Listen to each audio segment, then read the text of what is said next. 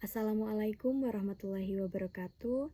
Perkenalkan, nama saya Siti Saria dengan NIM 231100022. Di sini saya akan mempresentasikan atau menjelaskan terkait materi kebebasan informasi dan privacy yang merupakan dari mata kuliah Komputer dan Masyarakat dengan dosen pengampu Bapak Heri Wahyudi MKom. Kita langsung saja ke materinya. Yang pertama, ada apa itu kebebasan? Menurut para ahli seperti John Stuart Mill, kebebasan adalah hak individu untuk berpikir, berbicara, dan bertindak selama tidak merugikan orang lain. Ia percaya bahwa kebebasan berpendapat adalah bagian penting dari kemajuan intelektual dan sosial. Lalu, menurut Surjono Sukanto, kebebasan adalah keadaan di mana seseorang bebas melakukan atau tidak melakukan sesuatu sesuai dengan kehendaknya, selama tidak bertentangan dengan norma hukum dan sosial. Lalu menurut Mahatma Gandhi, kebebasan sejati adalah kebebasan dari rasa takut, kelaparan, dan penindasan, yang artinya kebebasan harus mencakup aspek sosial dan ekonomi, bukan hanya kebebasan politik. Sehingga bisa disimpulkan, kebebasan menurut para ahli yaitu berhubungan dengan hak individu yang dibatasi oleh tanggung jawab sosial dan hukum. Lalu yang kedua, ada apa itu informasi? Nah, menurut para ahli juga, menurut George Gerbner, informasi adalah isi dari komunikasi yang memiliki makna. Informasi tidak hanya berupa data tetapi juga memiliki konteks dan dampak terhadap pemahaman seseorang. Lalu menurut Gordon B. Davis, informasi adalah data yang telah diolah menjadi bentuk yang berarti bagi penerima dan berguna dalam pengambilan keputusan. Lalu menurut Shannon dan Weaver, dalam teori komunikasi, informasi adalah segala sesuatu yang dapat mengurangi ketidakpastian dalam sistem komunikasi. Informasi adalah pesan yang dikirim dari pengirim ke penerima. Dan menurut Birch and Strater, informasi adalah hasil dari pengolahan data yang berguna untuk menjelaskan kejadian atau kondisi tertentu, sehingga bisa disimpulkan bahwa informasi menurut para ahli itu adalah data yang telah diberi makna dan digunakan untuk mendukung pemahaman serta pengambilan keputusan. Setelah kita mengetahui pengertian kebebasan dan pengertian informasi, kita juga harus mengetahui apa itu kebebasan informasi. Nah, menurut para ahli seperti UNESCO tahun 2008, kebebasan informasi merupakan hak untuk mencari, menerima, dan menyampaikan informasi serta gagasan melalui segala jenis media tanpa campur tangan. Lalu menurut artikel 19 atau Organisasi Kebebasan Berekspresi, nah, kebebasan informasi adalah bagian dari kebebasan berekspresi yang memungkinkan warga negara mengakses informasi publik guna berpartisipasi secara efektif dalam kehidupan demokratis. Sehingga bisa disimpulkan, menurut para ahli, kebebasan informasi adalah hak setiap orang untuk mengakses, memperoleh, dan menyebarluaskan informasi yang dimiliki oleh pemerintah atau lembaga publik, kecuali informasi yang dikecualikan, misalnya karena alasan keamanan negara atau privasi penduduk.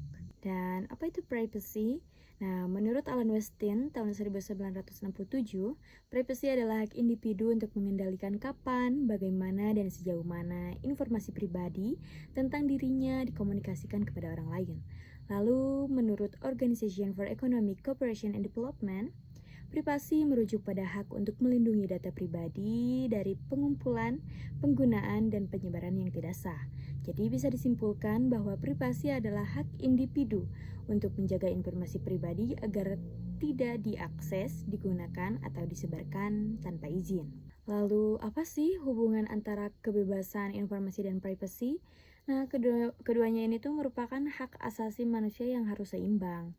Karena kebebasan informasi itu mendukung untuk transparansi dan akuntabilitas terutama terhadap institusi publik, lalu privacy untuk melindungi hak individu atas informasi pribadinya. Tapi kedua ini tuh memiliki tantangan. Contohnya seperti dalam dunia digital, batas antara informasi publik dan pribadi bisa kabur.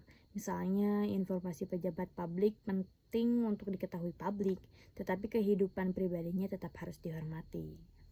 Lalu ada ciri-ciri kebebasan informasi. Yang pertama, akses terbuka. yang dimana informasi publik dapat diakses oleh siapa saja tanpa diskriminasi. Yang kedua, ada transparansi. Lembaga publik wajib memberikan informasi tentang kebijakan, keputusan, dan anggaran secara terbuka. Yang ketiga, ada akuntabilitas, di mana kebebasan informasi memungkinkan masyarakat mengawasi tindakan pemerintah dan menuntut pertanggungjawaban. Lalu ada hak atas informasi. Setiap warga negara memiliki hak hukum untuk meminta dan memperoleh informasi dari badan publik, kecuali pada informasi yang dikecualikan seperti rahasia negara, data pribadi, atau keamanan nasional bisa dikecualikan untuk melindungi kepentingan tertentu. Lalu yang terakhir berkaitan dengan kebebasan berekspresi dan pers. Pers bebas atau memiliki akses terhadap informasi agar dapat menjalankan fungsi kontrol sosial. Dan di sini ada faktor-faktor yang mempengaruhi privasi. Ada beberapa faktor yang menentukan sejauh mana privasi individu dapat dipertahankan. Pertama, ada teknologi, di mana perkembangan teknologi informasi dan komunikasi seperti internet, media sosial, dan AI membuat data pribadi lebih mudah dikumpulkan dan disebarkan. Yang kedua, ada regulasi dan hukum. Keberadaan dan penerapan Undang-Undang Perlindungan Data seperti UU PDP di Indonesia sangat menentukan seberapa terlindungnya data pribadi. Lalu ada kesadaran individu.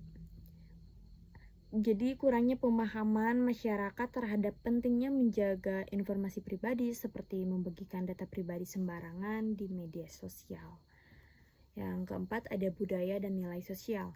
Beberapa budaya lebih terbuka terhadap berbagi informasi, sementara yang lain sangat menjunjung privasi. Seperti Amerika Serikat, Brasil, dan India itu budaya terbuka terhadap informasi. Kalau yang budaya menjunjung privasi itu seperti Korea Selatan, Jepang, dan Jerman. Terus yang terakhir, faktor lingkungan digital dan media sosial, di mana platform digital seringkali menyimpan, mengelola, dan memanfaatkan data pengguna untuk iklan atau keperluan komersial. Terus bagaimana sih caranya kita melindungi privasi tersebut? Nah, dalam beberapa bidang seperti bidang kesehatan, contoh perlindungannya itu seperti rekam medis pasien harus dirahasiakan. Nah, itu tuh dilindungi oleh kode etik dan hukum seperti HIPAA di Amerika Serikat. Tujuannya itu untuk apa? Untuk mencegah penyalahgunaan informasi medis seperti penyakit-penyakit HIV, AIDS, riwayat kejiwaan, dan sebagainya. Yang kedua di bidang perbankan dan keuangan. Contoh perlindungannya, data rekening, transaksi, dan pinjaman dilindungi oleh bank dan tidak boleh dibocorkan tanpa izin, dan bertujuan untuk mencegah pencurian identitas dan penipuan finansial. Ketiga ada di bidang pendidikan. Contoh perlindungannya itu nilai dan data siswa harus dijaga kerahasiaannya karena tujuannya untuk menghindari diskriminasi atau tekanan sosial dari teman-temannya. Dan yang terakhir di bidang pemerintahan dan kependudukan, perlindungannya di KK dan informasi demografis tidak boleh disebarluaskan sembarangan. Tujuannya untuk mencegah penyalahgunaan data oleh pihak tak bertanggung jawab. Terus dampak kehilangan privasi itu apa sih? Nah, dampak kehilangannya itu yang pertama pencurian identitas, di mana di identitas kita itu bisa digunakan untuk pinjaman online atau penipuan, itu sangat merugikan. Lalu yang kedua, kehilangan kepercayaan, di mana masyarakat tidak lagi percaya pada platform atau lembaga kalau sudah kehilangan privasi. Terus yang ketiga, kerugian finansial. Yang udah pasti informasi rekening atau kartu kredit itu bisa bocor, yang dimana tiba-tiba kita tanpa melakukan transaksi tapi suka ada bukti pengeluaran transaksi. Terus yang keempat ada ancaman fisik dan psikologis seperti doxing, cyberbullying, dan pemerasan. Yang terakhir ada kebocoran informasi sensitif seperti data medis atau rekam jejak digital yang disalahgunakan. Nah, contoh kasus pelanggaran privasi. di Indonesia pada tahun 2021, yaitu di kebocoran data BPJS Kesehatan, di mana data lebih dari 200 juta penduduk Indonesia bocor dan dijual di forum online, termasuk NIK dan informasi kesehatan. Itu sangat merugikan masyarakat dan negara juga.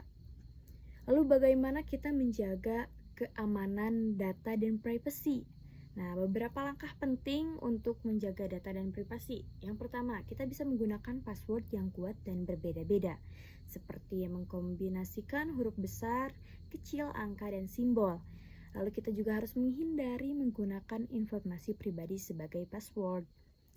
Yang kedua, aktifkan autentikasi 2 faktor, di mana kita bisa nambahkan lapisan keamanan saat login ke akun online. Lalu ada perhatikan izin aplikasi. Kita jangan asal menyetujui aplikasi yang meminta akses ke kamera, lokasi kontak, atau mikrofon. Jadi kita harus lebih berhati-hati lah. Terus yang keempat ada enkripsi data. Kita harus menggunakan perangkat lunak atau sistem yang mendukung enkripsi data agar lebih aman dari pencurian.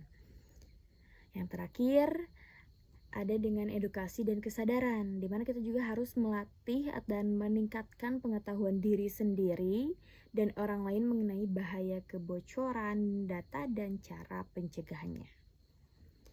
Tapi tenang aja, di Indonesia ada Undang-Undang Nomor 27 Tahun 2022 tentang Perlindungan Data Pribadi atau UU PDP yang isinya tentang undang-undang utama yang mengatur perlindungan data pribadi di Indonesia.